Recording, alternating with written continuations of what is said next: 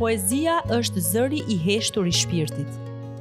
Mënyra më e ndjeshme me të cilën njeriu i jep formë emocioneve, kujtimeve dhe mendimeve më të thella. Ajo na bën të ndalemi për një çast, të reflektojmë dhe të ndjejmë më shumë botën përreth nesh.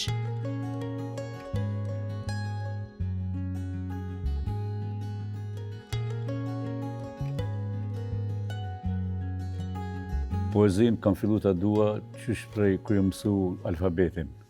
Kanë qenë ato poezit nabetare, shkurta, me rimë të veçantë, përndryshe pak më thellësisht kur kam kryer shkollën gjatë shkollimit, shkollës fillore dhe poezinë e parë kam botu kur kam qenë në klasën e 5 fillore, ka qenë atë një revistë për shëndetësi që ka trajtu probleme shëndetësisë, Shëndeti quhej, po faqen e fundit e ka pas Shëndeti për fëmijë.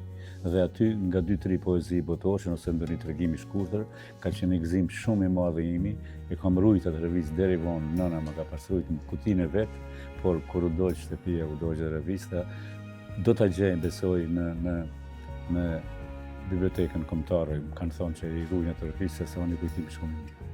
Duhet me keqardhje, me thonë që vlerësim mund të jetë i imi dhe kisha pas dëshirë me qenë i imi. Domethënë për fat keq sot pak lexohet e për fat mirë shumë shkruhet. Domethënë numri i autorëve që merren me shkrimin e poezive dhe me botimin e librave përditje më shumë është në rritje. Natyrisht se ku ka shumë mund të ketë edhe në pikpyetje ndonjë aspekti artistik e kualitativ, por në shumicën gjithmonë del një pakit që e ka vlerën e vetë dhe që e meriton të jetë edhe në libër, edhe të ruhet edhe në për ato institucionet ku ruhen. Megjithatë, unë e shoh se tash edhe shumë poezi po botohen në për këto faqet të internetit. Unë e shoh se më dalin njerëzit kur bëjnë një poezi që aty nuk duket e mirë, më dalin në rrugë dhe më falenderojnë, më përqafojnë, edhe ajo ma jep një shpresë që kush e don poezinë e lexon, e gjen mundësinë, prandaj nuk besoj se e bëjmë punën kote.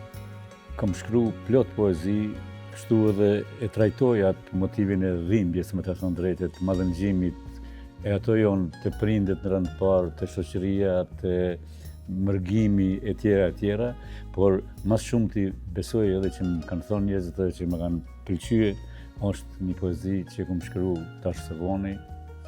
Kam qenë edhe pjesëmarrës me një konkurs e ka zonë vendin e dytë, edhe është një poezi që e kam marrë temën prej një ngjarje, prej një fotografie jam motivu, kur dy luftëtarë kanë luftu bashkërisht, njëri është plagos, gati se për vdekje, ndërkohë ka ardhur urdhri mu tërhek, shoku u tërhek edhe mandej u kthy me këtë rrezikun, s'ka dashur me lënë qoftë edhe vdekur edhe e ka pru.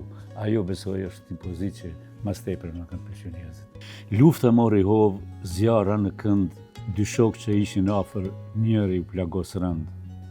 Kur u tërhoqën nga luftimet, i plagosëri në betejë mbet, bashkëluftëtari s'mund të rrinte pa shkuar ta marrë shokun e vet.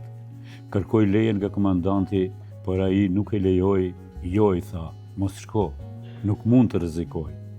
Luftëtari s'u pajtua, tinës shkoi në zjarr lufte, pas 2 orë u kthye me shokun e vdekur mbi supe.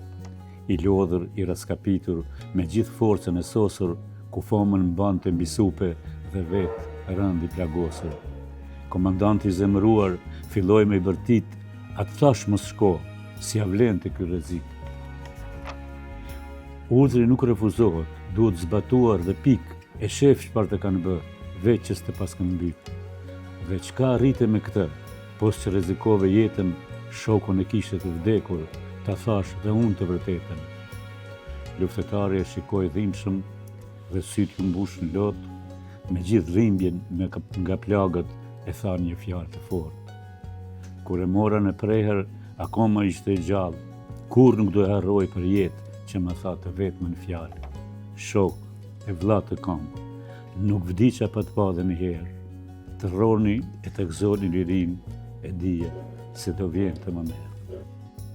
Për çdo poet, vargu është një mënyrë për të ndarë një pjesë të botës së tij me të tjerët.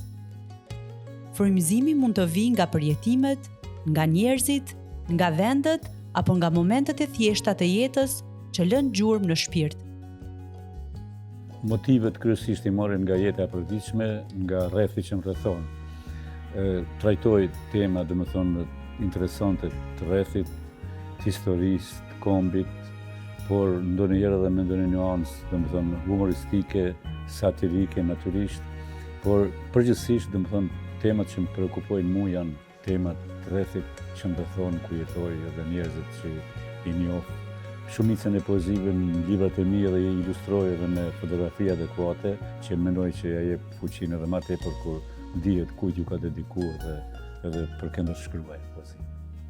Unë thash edhe më parë, domethënë rënd parë duhet lexohet shumë, të rinjt sidomos duhet lexojnë sa më tepër, edhe vetë ju mandej lind dëshira për të shkruar, për ta provu, edhe ata ka talent plot, tema ka sidomos thash plot, prandaj unë kisha apelu të çdo i ri, sidomos ndonjëri që e vren talentin se është edhe pak a shumë talent i lindur nga drejtim, të bëjnë përpjekje të fillojnë nga poezia vogël, nga strofa, prej strofës del poezia, prej poezive del libri. Ne do ta lojmë këtë botë ndonjëherë, por libri do të mbetet edhe poezia kriminale e të gjithë atyre që mirën me këtë fushë dhe me këtë lami do të jesin të pamëndshëm. Në një botë që ndryshon me ritme të shpejta, poezia vazhdon të mbetet një mënyrë e veçantë për të prekur zemrat dhe për të ruajtur ndjeshmërinë njerëzore. Në këtë ditë kushtuar saj, mesazhi mbetet i thjeshtë. Të lexojmë më shumë poezi dhe të vlerësojmë fuqinë e fjalës.